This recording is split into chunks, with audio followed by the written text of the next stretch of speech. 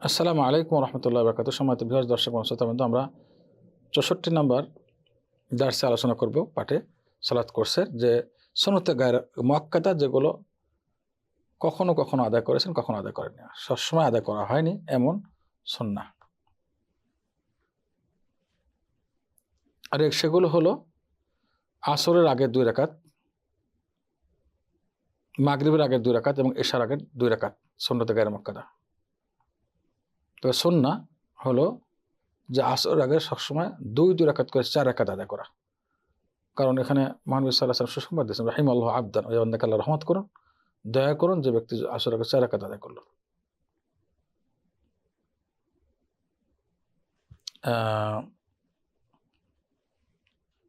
এখানে আসরের আগে সম্পর্কে যে হাদিসটি বলা হলো, আমরা যদি বিষয়টা একটু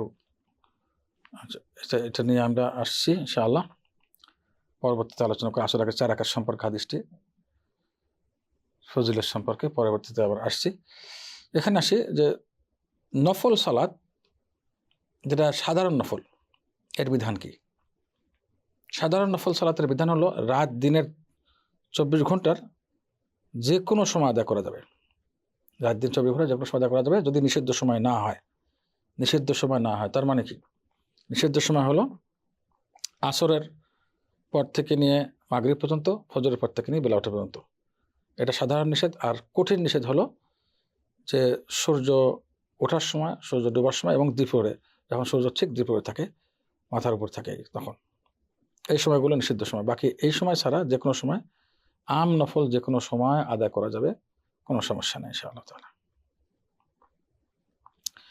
আমরা আসরের আগে 4 রাকাত সুন্নাত সম্বন্ধে আলোচনা করতে গিয়ে বলেছিলাম যে এটা নিয়ে পরে আসবো। এই হাদিসটি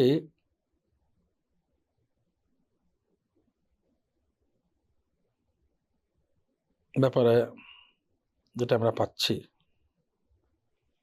আবু দাউদের হাদিস এবং শেখ আলবানী হাদিসটাকে সহিহ বলেছেন, রাহিমাল্লাহু ইমরাআন সাল্লা ক্বাবলা আসর বা'দ, ওই বান্দাকে আল্লাহ রহম করুন যে ব্যক্তি আসরের আগে 4 রাকাত সালাত আদায় করেছে। এই আসরের আগে 4 রাকাত সুন্নাহ হলো 2 রাকাত করে আদায় করতে হবে, যেটা নাকি আরেকটি বিশুদ্ধ হাদিস।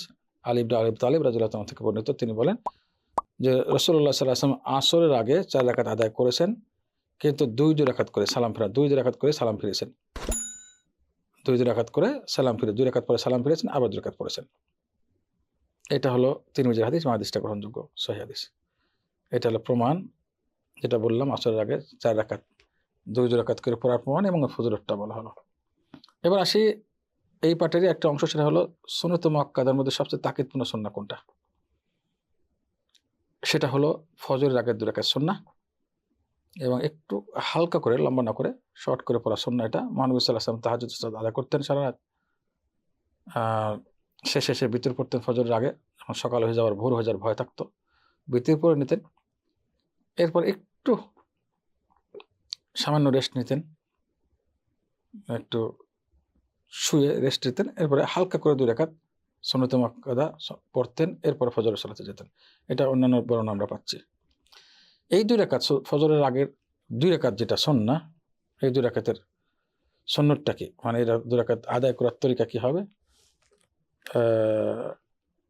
কিভাবে আদায় করতে হবে, কোন সূরা পড়তে হবে, এখানে এ ব্যাপারে আসছি। সেটা হলো প্রথম রাকাতে কুল ইয়া আইয়ুহাল কাফিরুন এবং দ্বিতীয় রাকাতে কুল আল্লাহু আহাদ, এই দুটো সূরা পড়া সুন্নাহ একটি।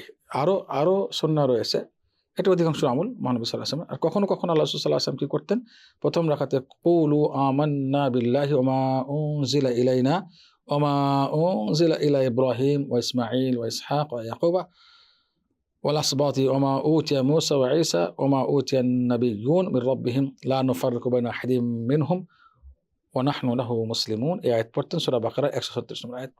এটা পড়তেন প্রথম রাকাতে। দ্বিতীয় রাকাতে কি পড়তেন, কুল ইয়া আহলাল কিতাব তাআলাউ ইলা কালিমাতিন সাওয়াইন বাইনানা ওয়া বাইনাকুম আল্লা না'বুদা ইল্লাল্লাহ ওয়া লা নুশরিকা বিহি শাইআ ওয়া লা ইয়াত্তাখিযা বা'দুনা বা'দান আরবাবাম মিন দুনিল্লাহ ফাইন তাওয়াল্লাউ ফাকুলু আশহাদু বিআন্না মুসলিমুন। এটা সূরা আলে ইমরানের 64 নম্বর আয়াত। এটা পড়তেন দ্বিতীয় রাকাতে। তাহলে এটাও সুন্নাহ।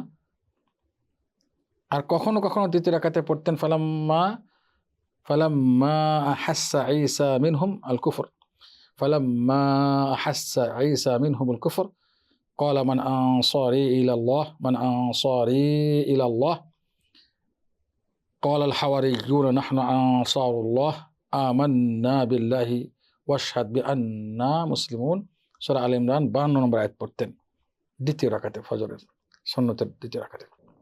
এই 3 ধরনের আমল পাওয়া গেল, যেটা সহজ হবে সেটা করবো আমরা ইনশাআল্লাহ। আর অধিকাংশ সময় যদি আমরা সূরা ফালাক এবং নাস পড়ি, কখনো সূরা কুল আল কাফিরুন এবং কুল আল্লাহ সূরা ইখলাস পড়ি, কখনো কখনো যদি যারা হাফেজ সাহেব তারা আয়াত মুখস্থ তারা এগুলো পড়বেন, যেন সুন্নতের প্রত্যেকটা দিক আদায় হয় বিভিন্ন সময়। আসসালামু আলাইকুম ওয়া রাহমাতুল্লাহি ওয়া বারাকাতুহু।